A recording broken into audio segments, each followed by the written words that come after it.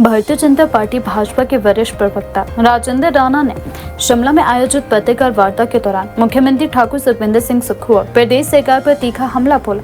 उन्होंने सरकार पर आर्थिक कुप्रबंधन, राजनीतिक प्रतिशोध, बढ़ते कर्ज, प्रशासनिक हस्तक्षेप और सरकारी संसाधनों के दुरुपयोग जैसे कई आरोप लगाए तथा कहा कि प्रदेश की जनता सरकार की कार्यशैली से निराश है।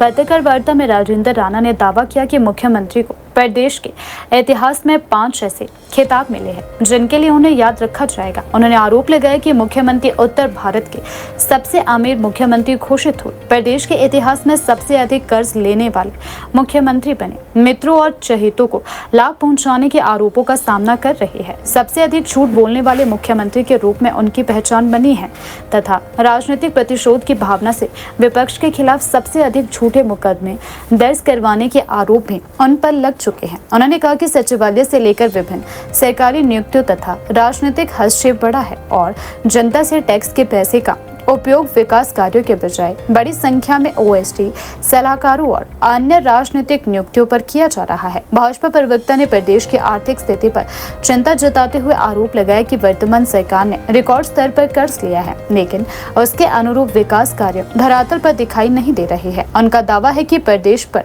1.44 लाख करोड़ से अधिक का कर्ज हो चुका है और सरकार नया कर्ज लेकर पुराने कर्ज का भुगतान कर रही है। उन्होंने कहा कि केंद्र सरकार से विभिन्न योजनाओं, राष्ट्रीय राजमार्गों और आपदा राहत के लिए धन मिलने के बावजूद सड़कें बदहाल है, कई पुल क्षतिग्रस्त है और ग्रामीण क्षेत्रों में आवागमन की समस्याएं बनी हुई हैं। राजेंद्र राणा ने आरोप लगाया कि हिमाचल पथ परिवहन निगम HRTC आर्थिक संकट से जूझ रहा है और कई बस रूट प्रभावित हुए हैं। उन्होंने कहा कि कर्मचारियों को समय पर VTO लाभ नहीं मिल रहा है, पेंशन भोगी परेशान है और सरकार केवल घोषणाएं कर रही है।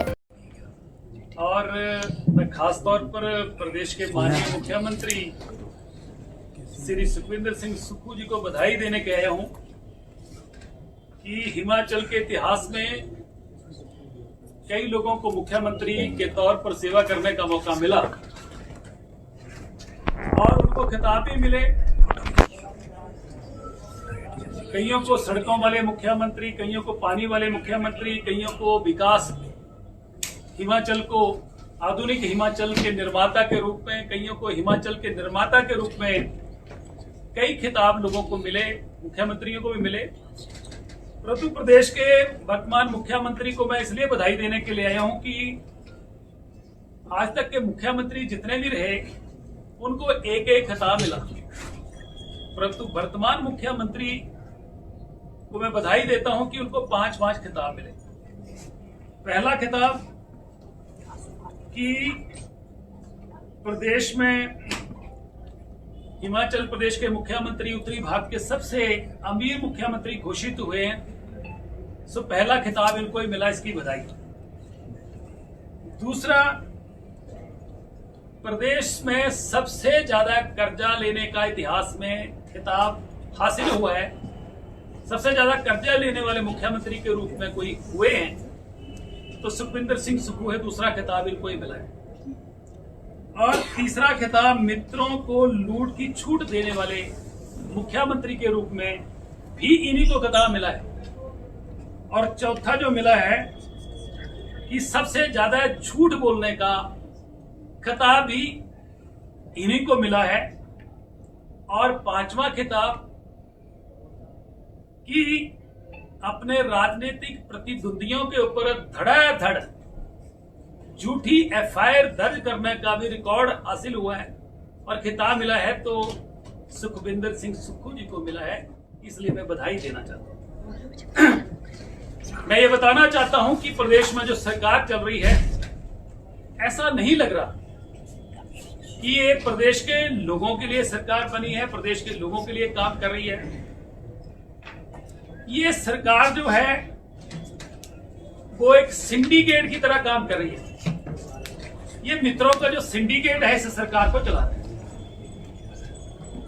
और ये जो सिंडिकेट है ये अस्तित्व में आया था 1993 में, 1993 में आया, जब केंद्र में दूर संचार का जो एक क्रांति आई थी, उसमें ये जो सिंडिकेट है कैसे PCO ब्लैक करने हैं, कैसे टेंडर फॉर्म जो है उनको ब्लैक करना है। और ये सिंडिकेट बड़ा पॉपुलर हुआ उस समय, कई लोग जेल में भी गए। और जब इस सिंडिकेट के पास एनएसयूआई था तो उस समय भी इस सिंडिकेट को ये खिताब हासिल हुआ कि जो पार्टी ने जीत दी थी उसको संजौली में किसी कबाड़ियों को इंजड़ी बेच दिया। तो इसलिए स्वाभाविक है कि वर्तमान में जो सिंडिकेट चल रहा है ये एक एक्सपीरियंस हैंड तजर्बेकार सिंडिकेट है।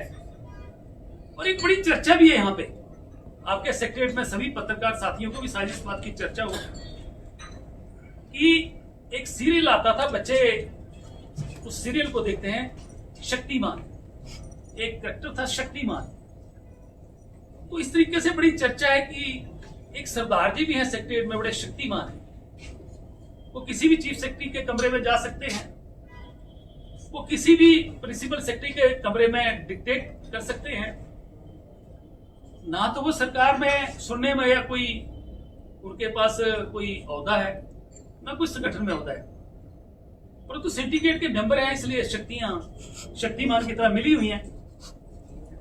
और किस तरीके से प्रदेश जो है, प्रदेश में सिंडिकेट जो है काम कर रही है, जगह जगह सिंडिकेट के मेंबर जो है वो तैनात हो गए। एक छोटा सा प्रदेश, इससे पहले जयराम ठाकुर जी, राजा वीरभद्र सिंह जी, प्रेम कुमार धूमल जी, शांता कुमार जी मुख्यमंत्री रहे।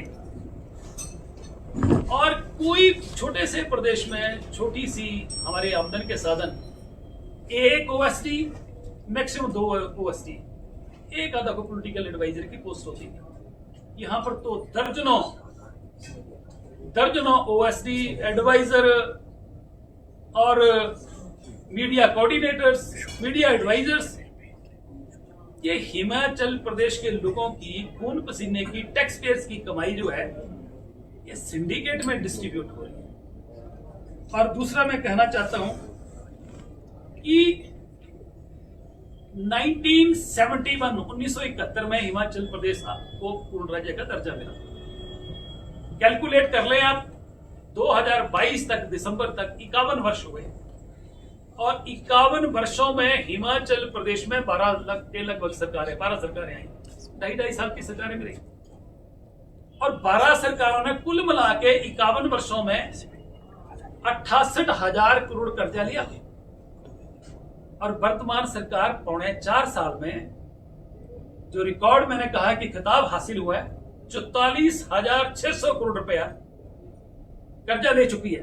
अभी जो 4 तारीख को परसों कर्जा लिया उसको मिला के है, ये समाचार पत्रों में छपा है, विधानसभा के आंकड़े हैं।